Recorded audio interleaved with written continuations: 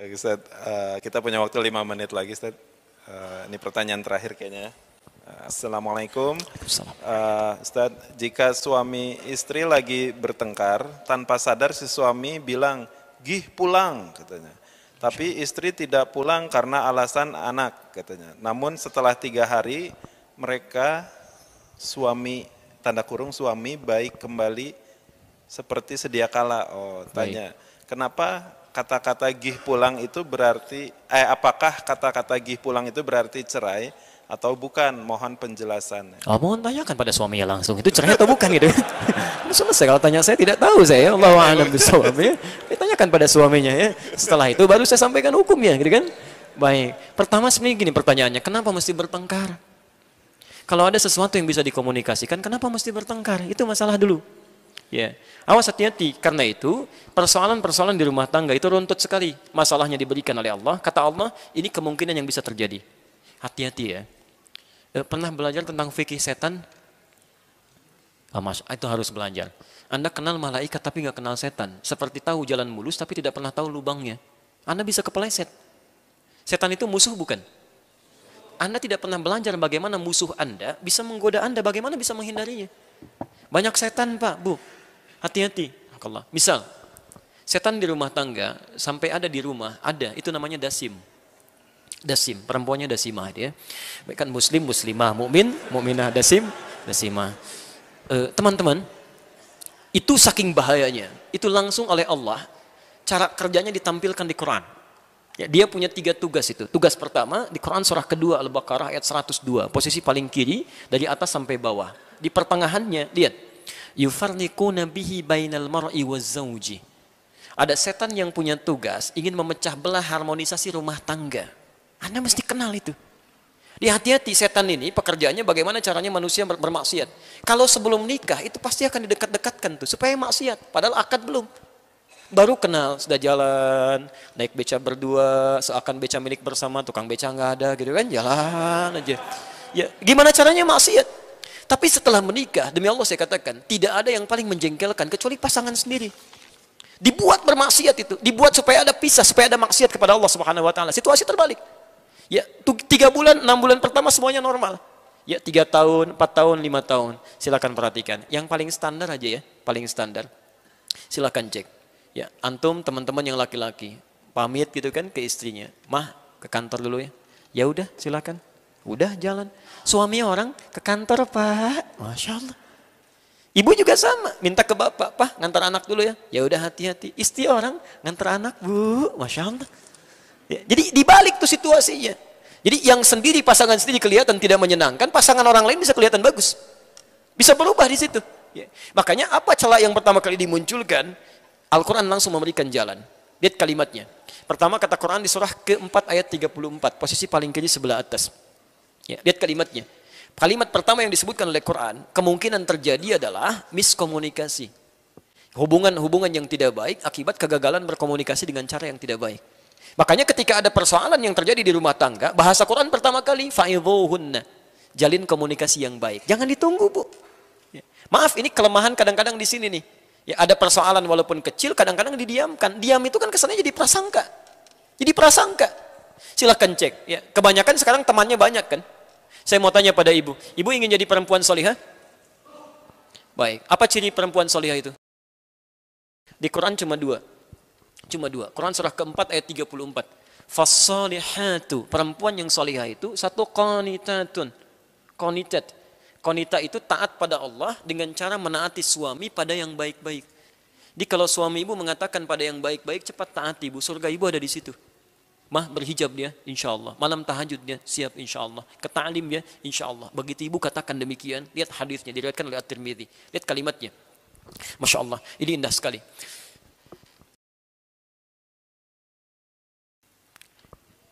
Idza shallatil mar'atu sholataha. Jika seorang perempuan, istri, cukup sholat fardu saja. Tidak pernah sholat sunnah selama hidupnya. Wa shamat shamaha. Dan puasa fardu Ramadan saja, tidak pernah puasa sunnah selama hidupnya. Wa hafizat farjaha, kemudian menjaga kehormatan dirinya, tidak pernah selingkuh dalam hidupnya. Wa ata'at zaujaha, dan menaati suaminya pada yang baik-baik saja. Qila laha yaumal qiyamati, akan dikatakan pada perempuan seperti ini di hari kiamat, udkhulil jannata min haitsu syi'ti. Silahkan masuk ke surga dari pintu mana saja yang engkau kehendaki. Laki-laki tidak bisa, susah. Mau masuk pintu puasa Ar-Rayyan, puasa dulu. Ada pintu tahajud, ada pintu sedekah. Perempuan yang menaati suaminya pada yang baik-baik, kata Allah, Masya Allah. Ingat ya, pada yang baik-baik. Kalau suami minta pada yang tidak baik, ibu boleh menjawab atau menolak dengan cara yang halus. Mah, Papa ada family gathering nih di perusahaan, tolong buka hijabnya ya, cuma 30 menit. Nah, ibu boleh tolak dengan cara yang halus. Pak, selama 30 tahun ini, ibunda yang almarhumah itu selalu berwasiat supaya dijaga, Pak, sampai hari ini. Saya tidak tahu nanti apa yang harus saya katakan pada mama kalau saya meninggal nanti. Apa jawabannya? Mohon dipahami, Pak. Dengan jawaban yang lembut, dengan itu ada kelembutannya. Oh, mungkin ya sudah, mah. Pakai aja. Mudah-mudahan jadi hidayah bagi yang lain. Dengan cara yang lembut, jangan langsung naik dulu. Mah, lepas hijabnya ada pertemuan. Apa? Wah, belum apa-apa sudah naik gitu kan. Jadi rame. Ini yang kadang-kadang suka beda-beda nih. Ya. Awas Bu, hati-hati. Suami kan pemimpin ya. Apa sifat pemimpin yang paling dominan? Sifat pemimpin yang paling dominan apa? Egois, apa lagi? Oh, yang jawab laki-laki semua nih, egois ayo. Sifat pemimpin yang paling dominan itu tidak mau dipimpin. Tidak menerima saran, hanya menerima masukan. Begitu Anda ngasih saran, itu akan naik satu dengan yang lainnya. Maka ciri yang pertama tadi, yang kedua, hafizatun lil ghaibi bima hafizallah. Dia menjaga nama baik suaminya, pelan-pelan. Lihat sini, dia menjaga nama baik suaminya, rumah tangganya, khususnya ketika tidak sedang bersamanya. Jadi kalau ada aib rumah tangga terbuka keluar, itu yang salah bukan yang menyebarkan. Yang salah orang rumah. Kata Allah, bima hafizallah, kami sudah jaga, kenapa kamu buka? Di selama tidak dibuka, itu akan terjaga. Nah sekarang Pak, Ibu, tantangannya banyak sekali. Nggak ada orang pun bisa terbuka. Kadang bikin status. Hanya karena masalah yang kecil, tiba-tiba nulis. Nggak nyangka ya, nyangka tuh. Ketika Anda bilang nggak nyangka ya, itu sedang nyangka gitu. Hati-hati. Karena itu teman-teman, apapun yang terjadi kata Quran langsung komunikasikan dengan baik tuh, jalin yang terbaik. Dan yang paling indah begini, yang paling indah. Kata Allah di Quran surah 30 ayat 21 tadi yang kita bacakan di awal, ya. Wa min ayatihi an khalaqalakum min anfusikum azwaja. Kami ciptakan, ya, kami jadikan tanda-tanda untuk mendekat kepada kami dari dua sisi yang berbeda. Mohon maaf, suami istri itu kata Al-Quran mesti menyadari ketika mereka bersatu, mereka membawa kepribadian yang mungkin berbeda. Latar belakang yang beda, tidak bisa disatukan harus sama satu dengan yang lainnya. Ya. Dia ada proses yang dialami di situ, karena menyatukan dua yang berbeda, pasti akan ada penyesuaian-penyesuaian. Ya. Karena itu yang paling indah apa? Diterangkan di Quran surah kedua Al-Baqarah ayat 187. Hunna libasul lakum wa antum libasul lahunna. Kalau ingin indah itu diterapkan, kata Quran, jadi seperti pakaian. Apa fungsi pakaian? Satu, menutup aurat. Aurat itu kan yang tidak boleh terbuka kan? Kita tutup. Makanya kalau ada sesuatu terbuka dari pasangan yang tidak disukai, cepat tutup, bukan diungkit. Kamu kok begini? Dulu waktu belum menikah nggak begitu? Tidak seperti itu. Jadi begitu muncul sesuatu, tutup, selesai, nggak usah diungkit. Sudah, selesai. Apa fungsi yang kedua? Menampilkan keindahan. Jadi setiap ada persoalan di rumah, jangan tampil keluar itu terbawa-bawa. Tenang aja, nyaman jalan. Hadirkan keindahan, tutupi dengan kebaikan-kebaikan. Dan itu hanya bisa dihasilkan dengan mawaddah dan rahmah. Mawaddah itu cinta kasih yang lahir lewat perhatian-perhatian material, fisik. Ya, ibu kan dulu lihat suami juga begitu. Ya, seperti bapak lihat fisik ibu kan, pertama kali melihat cantiknya, anggunnya, parasnya, eloknya. Seperti ibu juga melihat gantengnya, gitu kan, masya Allah, tegapnya, kumisnya, dompetnya, sama-sama. Ya, itu mawaddah. Itu mawaddah. Nah, cinta itu jangan bertahan saat sebelum menikah. Begitu menikah, hidupkan lagi itu. Tidak salah Pak, Bu. Ya, bapak misalnya ada promosi jabatan, begitu pulang ke rumah, ibu yang masakin masakan kesukaannya. Bapak yang bawa bunga sedikit, mama, gitu kan, masya Allah, kasihkan. Memang cuma bunga satu, itu pun metik lagi hasil istrinya di luar, gitu kan. Bisa kalaupun disampaikan, tapi ada keindahan di situ. Ya. Tapi maaf, mawaddah itu satu saat akan sirna. Ya, bahkan badan yang tegap tiba-tiba jadi layu dan sebagainya. Ya, dompet yang tebal tiba-tiba jadi tipis dan sebagainya. Kalau cinta hanya ditopang lewat mawaddah saja, itu tidak akan abadi. Begitu hilang salah satu sifatnya, pindah ke lain hati. Karena itu lakukan dengan rahmah. Rahmah itu, maaf, sifat kasih yang dalam. Yang lahir dari dalam hati yang paling, dari lubuk hati yang paling dalam. Makanya perempuan disebut dengan rahim, punya rahim dalam dirinya. Rahim itu, kenapa disebut dengan rahim?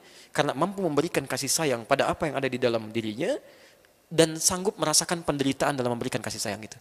Miring kanan susah, kiri berat, ya. Kemudian terpelungkup gak bisa, dijaga supaya yang di dalam itu merasa nyaman. Makanya kata para ulama akhlak, kenapa bayi ketika dilahirkan menangis? Salah satu tinjauan akhlaknya adalah ya tasawuf ya, kata para ulama, karena dia takut tidak mendapatkan kasih sayang seperti dalam rahim ibundanya. Saking nyamannya di dalamnya. Makanya diberikan rahmah, perhatikan, berikan kasih sayang di dalam. Maaf, saya akhiri. Ibu misalnya masakan kesukaan. Ya, atur menunya 8 jam, begitu jadi diberikan pada suami. Anda jalan Pak, di tengah jalan ada orang minta-minta Pak, 3 hari belum makan Pak, 3 hari fisiknya sudah lemah. Anda berikan tidak makanannya? Bisa dibagi, tapi rahmat tidak. Begitu ibu titipkan nilai cinta di dalamnya, Masya Allah. Begitu jalan Pak, di SMS. Hati-hati di jalan ya. Mudah-mudahan ridha Allah selalu menaungi langkah kaki Papa. Ingat, kami di rumah selalu bersamamu dalam cinta, dalam suka, dalam duka, dan dalam rahmat dan doa kepada Allah Subhanahu wa Ta'ala. Semoga Papa sehat pulang sampai kembali ya. Wah, itu menjaga betul Bu. Sampai pulang lagi. Begitu melihat di kantor ada godaan-godaan, belum tentu kamu seperti istri saya. Kalau masuk angin bisa dikerokin ya, ada doa-doa macam-macam. Itu semuanya hadir. Itu rahmat. Saya tutup. Kami punya kawan dulu menyampaikan informasi. Ada kisah satu keluarga, itu luar biasa saleh. Ini bukan ngarang, ini asli. Tinggalnya di Karawang. Di suaminya soleh, istrinya soleha, punya anak 2 pada saat itu. Qadarullah, mereka mentarbiah keluarganya dengan baik, dekat dengan Allah dan tuntunan Rasulnya. Satu kali, suaminya pulang, ya, dalam keadaan lapar, capek, lelah. Begitu pulang, istrinya masih dalam keadaan masak, gitu kan. Ditinggal sebentar, dijemput di ruangan depan. Setelah dicium tangannya, kata suaminya, "Ma, tolong buatkan untuk pengganjal dulu." Masya Allah. Maka istrinya langsung ke dapur, buatkan mie, Bu. Buatkan mie. Suaminya duduk. Allahu Akbar. Ketika mulai dibuatkan mie itu, teman-teman sekalian, dibuat. Tanpa sadar karena sibuk pikiran kemana-mana, garam yang untuk sayur itu ketuangkan ke mie. Garam 1 sendok begini, dituangkan ke mie, diputar begini. Sudah selesai. Perasaan bahagia, ingin memberikan sesuatu pada suaminya, kemudian dihadirkan. "Pak, silakan nikmati dulu," gitu kan. Masya Allah, antum dalam keadaan capek, lapar, diberikan mie plus 1 sendok garam. Baik, suapan pertama kalau Anda dalam posisi suami yang dimaksudkan, apa yang disampaikan kira-kira? Perhatikan, rahmah ketika ditampilkan, tarbiyah ini hadir dalam kehidupan rumah tangga. Salah satu rumus di Quran tentang rahmat ini, ada di Quran surah ke-91 ayat 7 sampai dengan 10. Rumus gampangnya begini, rumus gampangnya. Dalam diri kita ini ada 2 kecenderungan, sifat baik, sifat buruk. Sifat baik disebut takwa, sifat buruk disebut fujur. Selalu ada lawan. Ya, sabar, lawannya marah. Jujur, lawannya bohong. Tawadhu, lawannya sombong. Rumusnya di Quran, kalau Anda ingin bahagia, ketika mendapatkan sifat-sifat yang jelek, sifat jelek ini diciptakan bukan untuk membuat kita jelek, tapi untuk melatih yang baik-baik supaya muncul. Rumus cepatnya, cepat cari lawannya. Cari lawannya. Misal, saat suami dititipkan marah oleh Allah, dititipkan, kemudian marah kepada ibu. Sifat marah ini dititipkan kepada suami bukan ingin menjadikan suami pemarah, Bu, tapi ingin melatih kesabaran dari ibu supaya muncul. Jadi begitu ibu mendapatkan suami marah, itu tandanya kesabaran ibu sedang dilatih. Ini berbahagialah kalau suami sedang marah-marah. Ya. Ada latihan di situ. Sama, Pak. Jadi begitu ibu bapak melihat misalnya istri cemberut, cepat cari lawannya. Cemberut apa lawannya? Senyum. Jadi begitu lihat istrinya cemberut, itu artinya senyum Anda diminta oleh Allah. Ma, kayaknya kenal. Itu selesai. Jangan kebalik, itu senyum Anda nanya, "Kenapa kamu begitu?" "Emang kenapa?" "Hah?" Maka nyambung gitu kan. Nah, sekarang laki-laki ini, suami ini Masya Allah, diberikan mie dengan garam 1 sendok yang sudah terasa. Garam apa rasanya? Apa lawan dari asin? Perhatikan, maka lahirlah kalimat-kalimat yang manis di lisannya. Ini nyata. "Ma," "Ya Pak, sini sayang." Masya Allah. Sayang, anak 2. Oke? Datang, begitu sudah datang, belum selesai. Kata suaminya, "Lama rasanya kita tidak makan berdua." Sini samping. Betul Pak, sampingin, dibukakan.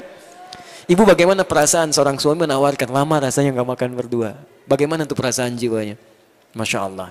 Begitu selesai, belum sampai situ, dahsyat kalimat ketiga. "Sini papa suapin." Yang ketiga ini nyata loh. Begitu disuapi, sadar istrinya ada yang salah, di sini terjadi rahmat Allah Subhanahu wa Ta'ala. Masya Allah. Begitu mengaku salah, bukan ketawa, Tapi langsung terjatuh menangis, beliau dicium kaki suaminya.